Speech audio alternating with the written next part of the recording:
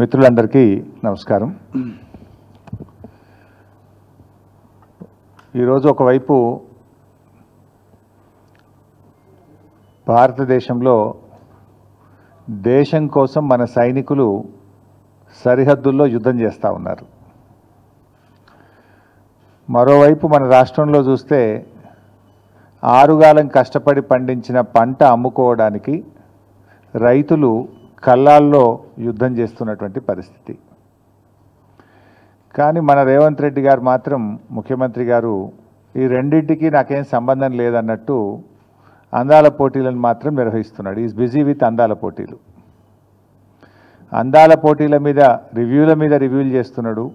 వేలాది మంది పోలీస్ అధికారులను, ప్రభుత్వ అధికారులను నియమిస్తూ అందాల పోటీలకు ఇబ్బంది కలగకుండా కుక్కల్ని చంపుతున్నారు, లేకపోతే డబ్బలు ఎత్తేస్తున్నారు, స్ట్రీట్ వెండర్స్ దుకాన్లు తీసేస్తున్నారు. చాలా కష్టపడుతున్నారు, పర్వాలేదు. కానీ దేశానికి అన్నం పెట్టే రైతన్న కోసం, ఆరుగాలం కష్టపడి పంట పండించే రైతన్న కోసం రివ్యూ చేయడానికో, రైతుల కష్టాలు తీర్చడానికో ఈ ముఖ్యమంత్రి గారికి, ఈ ప్రభుత్వానికి కనీసం సమయం లేకపోవడం అనేది చాలా దురదృష్టకరం. అంటే ఈ ప్రభుత్వం రైతుల పట్ల ఏ పాటి చిత్తశుద్ధి ఉందో ఈరోజు మనకు స్పష్టంగా అర్థమవుతూ ఉంది. ధాన్యపు రాశులను గాలికి వదిలేసి అందాల పోటీలతో అందాల రాశుల చుట్టూ ఈ ముఖ్యమంత్రి గారు, ఈ ప్రభుత్వం అంతా కూడా తిరుగుతూ ఉంది. ధాన్యపు రాశుల చుట్టూ తిరుగుతలేరు, అందాల రాశుల చుట్టూ తిరుగుతూ ఉంది ఈ ముఖ్యమంత్రి, ఈ ప్రభుత్వం. మీ ప్రాధాన్యత ఏంది అని అడుగుతా ఉన్నా. ఈ ప్రభుత్వం అధికారంలోకి వచ్చిన 18 నెలల నుంచి కూడా రైతులను అరిగోస పెడతా ఉన్నారు. ధాన్యం కొనుగోలులో ఈ ప్రభుత్వ వైఫల్యం కొట్టొచ్చినట్టు కనబడతా ఉంది. ఈ సంవత్సరం ఏం చెప్పారు? 70 లక్షల మెట్రిక్ టన్నుల వడ్లు యాసంగి పంటలో కొంటామన్నారు. ఇవాళటికి 40 లక్షల మెట్రిక్ టన్నులు దాటలేదు. రైతులకు దాదాపు 4,000 కోట్ల రూపాయలు బకాయి పడ్డది ప్రభుత్వం. అంటే కొన్నటువంటి వడ్లకు 48 గంటల్లోనే డబ్బులు ఇస్తామని ఉత్తమ్ కుమార్ రెడ్డి గారు ప్రగల్భాలు అయితే బాగా బలుకుతూ ఉన్నారు. 48 గంటలు కాదు కదా, 10 రోజులైనా కూడా ప్రభుత్వం కొన్న ధాన్యానికి రైతులకు డబ్బులు పడడం లేదు. బోనస్ అయితే దిక్కే లేదు. యాసంగి పంటలో 512 కోట్ల రూపాయలు ప్రభుత్వం బోనస్ కింద రైతులకు చెల్లించాల్సి ఉంది. 512 కోట్ల రూపాయలు కాదు కదా, 5 పైసలు కూడా బోనస్ కింద ఈ ప్రభుత్వం ఇప్పటిదాకా రైతులకు విడుదల చేయలేదు. కొన్నటువంటి ధాన్యానికి కూడా 4,000 కోట్ల రూపాయలు బకాయిలు పడ్డది. మంత్రి గారేమో 48 గంటలు అంటాడు. 10 రోజులైనా ధాన్యానికి డబ్బులు రానటువంటి పరిస్థితి ఉంది. అమ్ముకోవడానికి తిప్పలే, అమ్మిన తర్వాత డబ్బులు రావడానికి కూడా రైతులు ఆ కార్యాలయాల చుట్టూ తిరుగుతూ తిప్పలు పడుతున్న పరిస్థితి ఉంది. కొనుగోలు కేంద్రాలకు వచ్చి కొనుగోలు కేంద్రాల్లో రోజుల తరబడి ఎదురు చూస్తున్నటువంటి పరిస్థితి. ఇవాళ ఒక 4 లక్షల మెట్రిక్ టన్నుల ధాన్యం కొనుగోలు కేంద్రాల్లో రోజుల తరబడి పెండింగ్లో ఉంది. కొన్నటువంటి ధాన్యం 1 లక్ష మెట్రిక్ టన్నులు మిల్లులకు పంపడానికి లారీలు లేక, మిల్లులు దించుకోక 1 లక్ష మెట్రిక్ టన్నులు మధ్యలో మిగిలిపోయింది. అంటే ఎంత ఉదాసీనంగా ఈ ప్రభుత్వం ఉంది, రైతుల పట్ల ఎంత నిర్లక్ష్యంగా ఈ ప్రభుత్వం వ్యవహరిస్తుందనడానికి ఇది స్పష్టమైనటువంటి ఉదాహరణ. అంటే పెట్టుబడి సాయం అందించడంలో జాప్యం. మీకు తెలుసు, వానకాలం రైతు బంధు అయితే ఎగ్గొట్టిండ్రు. యాసంగి రైతు బంధు ఇవాళటికి 3 ఎకరాలకు కూడా వేయలేదు. ఇవాళ గౌరవనీయులైన ఉప ముఖ్యమంత్రి గారు చాలా గొప్పగా చెప్పేసిండు. ఏమంటుండు? మేము పెట్టుబడి సాయం కోసం బడ్జెట్లో 18,000 కోట్లు పెట్టినాం, ఏడాదంతా ఇస్తాం, మెల్లగా ఇస్తాం, ఏడాదంతా ఇస్తారట. ఎప్పుడు పెట్టుబడి సాయం అంటే ఎప్పుడు ఇవ్వాలి? పంటకు పెట్టుబడి సహాయం, విత్తనాలు కొనుక్కోవడానికో నాట్లు పడడానికంటే ముందు ఇవ్వాలి. కోతలైపోయినా యాసంగి పెట్టుబడి సాయం ఇవ్వలేదు ఉప ముఖ్యమంత్రి గారు. ఇలా ఖమ్మంలో చెప్తున్నాడు ఆయన గారు, మెల్లగా ఇస్తారట. మీరు కాంగ్రెస్ పార్టీ మేనిఫెస్టోలో ఏం పెట్టారు? కేసీఆర్ 10,000 ఇచ్చిండు, మేము 15,000 ఇస్తాం. ఆ 15,000 కూడా పంట సీజన్ ప్రారంభం కాకముందే రైతుల ఖాతాల్లో వేస్తామన్నాడు.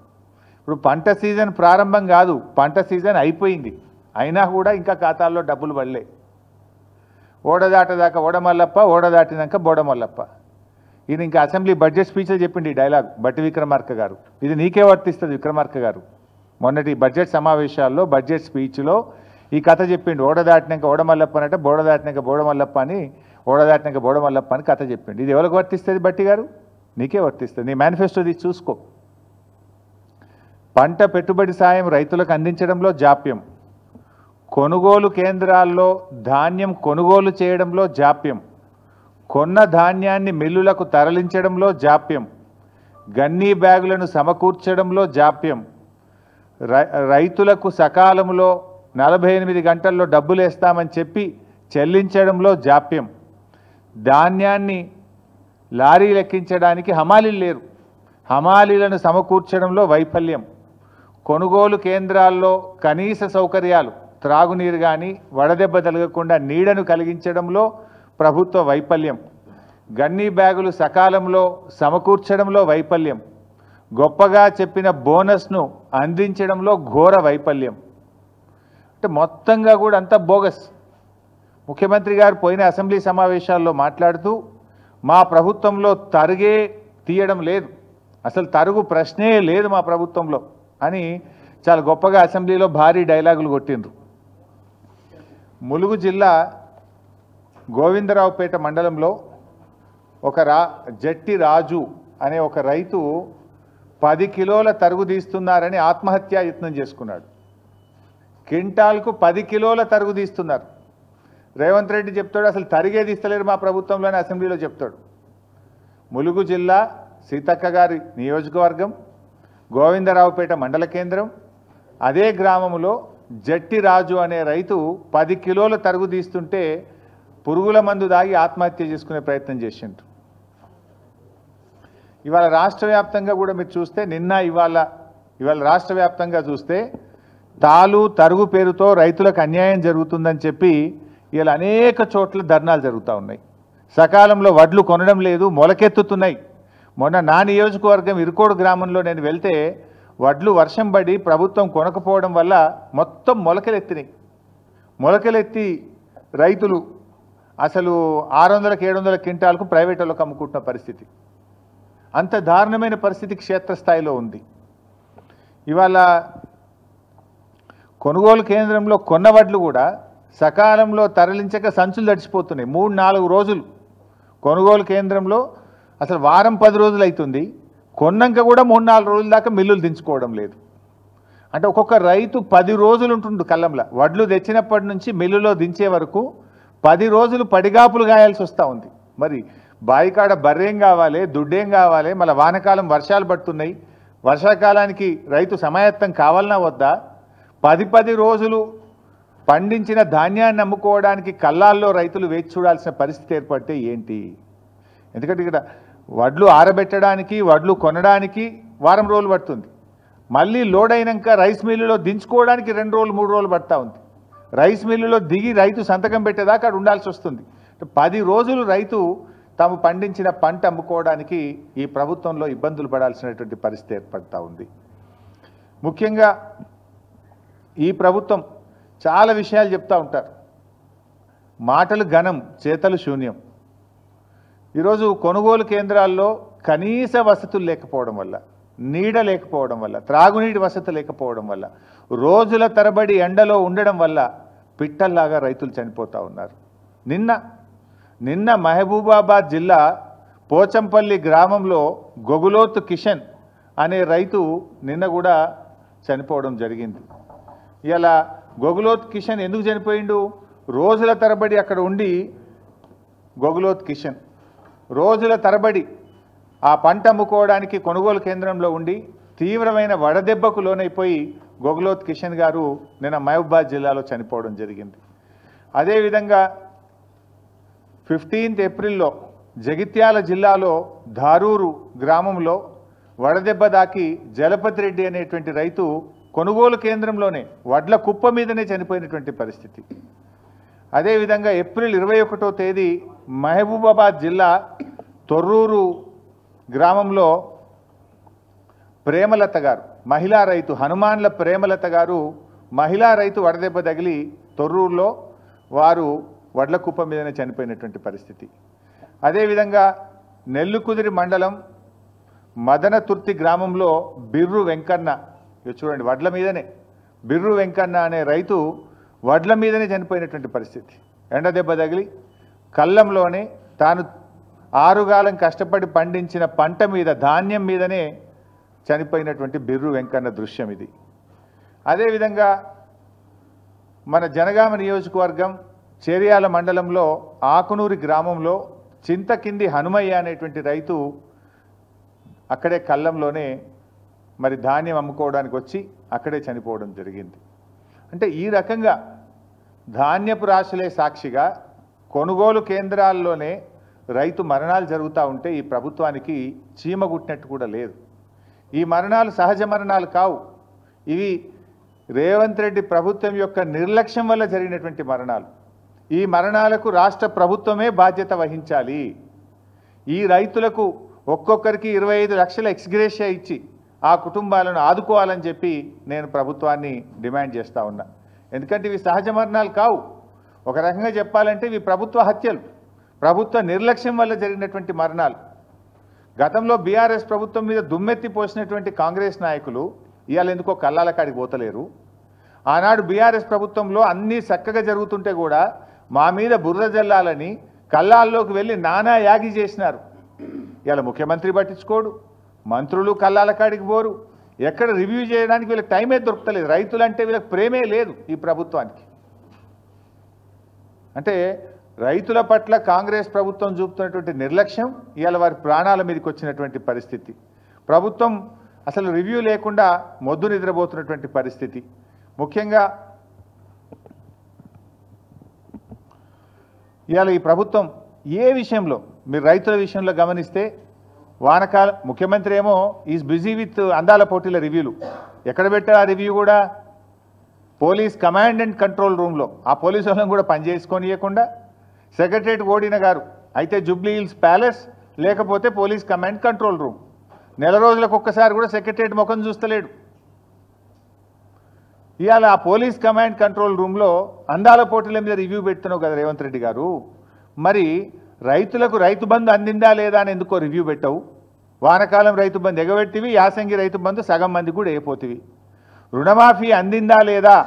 42,000 కోట్లు రుణమాఫీ ఇస్తామని చెప్పి కాంగ్రెస్ పార్టీ అసెంబ్లీలో బడ్జెట్ ప్రసంగంలో చెప్పి ఎన్నికల సమయంలో హామీ ఇచ్చినవు. మరి అసెంబ్లీలో బడ్జెట్లో చెప్పిన రుణమాఫీ 42,000 కోట్లు అయిందా లేదా అని రివ్యూ చేయడానికి నీకు సమయం దొరకలేదా రేవంత్ రెడ్డి గారు? కేసీఆర్ గారు రైతు బీమాను దేశములోనే ప్రపంచంలో ఎవరు చేయని పని రైతు బీమాని తెచ్చి రైతులకు భరోసాని ఇచ్చిండు, ధైర్యాన్ని ఇచ్చిండు. ఇవాళ మీరు ఇంతవరకు ఫిబ్రవరిలో కట్టాల్సిన రైతు బీమా పైసలు మే నెల వచ్చినా రైతు బీమా పైసలు కట్టలే. ఇవాళ మార్చ్ ఏప్రిల్ మేలో చనిపోయిన రైతులకు రైతు బీమా డబ్బులు రావడం లేదు. దీన్ని రివ్యూ చేయడానికి రేవంత్ రెడ్డి గారు మీకు సమయం లేదా అని నేను అడుగుతా ఉన్నా. ఈ వడ్లు కొంటలేరు, వడ్ల కుప్పల మీద రైతులు పిట్టల్లాగా రాలిపోతుంటే దీని మీద రివ్యూ చేయడానికి మీకు సమయం లేదా అని నేను అడుగుతా ఉన్నా. 4,000 కోట్లు వడ్లు కొన్న రైతులకు డబ్బులు రావడం లేదు, గొప్పగా చెప్పిన 512 కోట్ల బోనస్ రావడం లేదు. ఇవి ఎందుకు పడతలేవు రైతులకు? 48 గంటల్లో కేసీఆర్ ఇచ్చినప్పుడు మీరు ఎందుకు ఇయ్యలేకపోతుండ్రో రివ్యూ చేసుకోవడానికి మీకు సమయం లేదా రేవంత్ రెడ్డి గారు? అందాల పోటీల మీద ఉన్న శ్రద్ధ రైతుల మీద మీకు ఎందుకు లేదు అని నేను సూటిగా ప్రశ్నిస్తా ఉన్నా. ఇలా అనేక చోట్ల నేనేమి రాజకీయంగా చెప్తున్నటువంటి విషయం అంతకంటే కాదు. ఇవాళ ఉదయం నుంచి ఇవాళ జూపల్లి గారి నియోజకవర్గం కొల్లాపూర్లో తడిసిన ధాన్యాన్ని కొనాలని రైతులు రోడ్డెక్కినారు. వాళ్ళని పట్టించుకునే నాతుడు లేదు. తరుగు పేరిట కిలోల కొద్ది 4 కిలోలు 5 కిలోలు తీస్తుండ్రని చెప్పి ఇవాళ కొల్లాపూర్లో వాళ్ళు ధర్నా చేసిండ్రు. నాగర్ కర్నూలు జిల్లా పెంటపల్లి మండలం జటప్రోలులో ఇవాళ తడిసిన ధాన్యాన్ని కొనండి, మొలకలెత్తుతున్నాయి అని చెప్పి రోడ్డెక్కి రైతులు ధర్నా చేసిండ్రు. జగిత్యాలలో తూకంలో 4 కిలోలు 5 కిలోలు ఎక్కువ పెడుతున్నారు, మాకు బస్తా మీద 5 కిలోలు తీస్తే క్వింటాల్కి మీద 10 కిలోలు పోతుంది అని చెప్పి జగిత్యాలలో రైతులు ఇవాళ రోడ్డెక్కి ధర్నా చేసిండ్రు. అదేవిధంగా సిరిసిల్ల జిల్లాలో తంగెలపల్లి మండలం జిల్లెల గ్రామంలో వడ్లు కొనుగోలు చేయడం లేదని సిరిసిల్ల సిద్దిపేట హైవే మీద రాస్తా రోకో చేసిండ్రు. అదేవిధంగా సన్నవడ్లు కొంటలేరు, 2 నెలల నుంచి సన్నవడ్లు అమ్ముకోవడానికి కళ్ళంలో వడ్లు పోసి ఎదురు చూస్తున్నామని చెప్పి రాస్తా రోకో చేసినారు. వనపర్తి జిల్లాలో రాత్రి భారీ వర్షం పడి సంచులన్నీ తడిచిపోయినాయి, మక్కలు తడిచిపోయినాయి, కొంటలేరు అని చెప్పి మరి వనపర్తి మార్కెట్ యార్డ్ బయట రైతులు ఇవాళ ఆందోళనకు దిగినటువంటి పరిస్థితి. మా ఈశ్వరన్న గారు నియోజకవర్గం ధర్మపురిలో రాయపట్నంలో కూడా అక్కడ వడ్లు కొనడం లేదని చెప్పి ధర్నా చేసి కంప్లైంట్ ఇస్తే అక్కడ CEO ప్రభాకర్కు నోటీసులు జారీ అయినటువంటి పరిస్థితి. అదేవిధంగా ఖానాపూర్, ఆదిలాబాద్ జిల్లా ఖానాపూర్ మండలం ఏర్వచింతల గ్రామంలో 4 కిలోలు 5 కిలోలు ఎక్కువ జోకుతున్నారు, రైతులకు తరుగు పేరు మీద తాలు పేరు మీద తీస్తున్నారని చెప్పి PACS నిర్వాహకులను రూమ్లో వేసి తాళాలు వేసింది. ఇవాళ అంటే రాష్ట్రంలో ఈ జిల్లా ఆ జిల్లా కాదు, రాష్ట్రం అంతా కూడా ఈ సమస్య ఉంటే ప్రభుత్వం ఎందుకు మొద్దు నిద్రపోతూ ఉంది? ఏదో అంటే చూడు, రోమ్ తగలబెడుతుంటే ఫీడేలు వాయించుకున్న నీరో చక్రవర్తి లాగా రైతులు చనిపోతుంటే, రైతులు ఆత్మహత్య చేసుకుంటే, రైతులు రోజుల తరబడి పడిగాపులు కాస్తుంటే, రైతులు ఎండకు ఎండి వానకు తడిచిపోతుంటే మన ముఖ్యమంత్రి రేవంత్ రెడ్డి గారు ఏదో జూబ్లీ హిల్స్ ప్యాలెస్ చక్రవర్తి గారు మాత్రం అందాల పోటీల రివ్యూలు, ఢిల్లీ ట్రిప్పుల్లో బిజీగా ఉన్నారు. ఇదా రైతుల పట్ల మీకు ప్రేమ?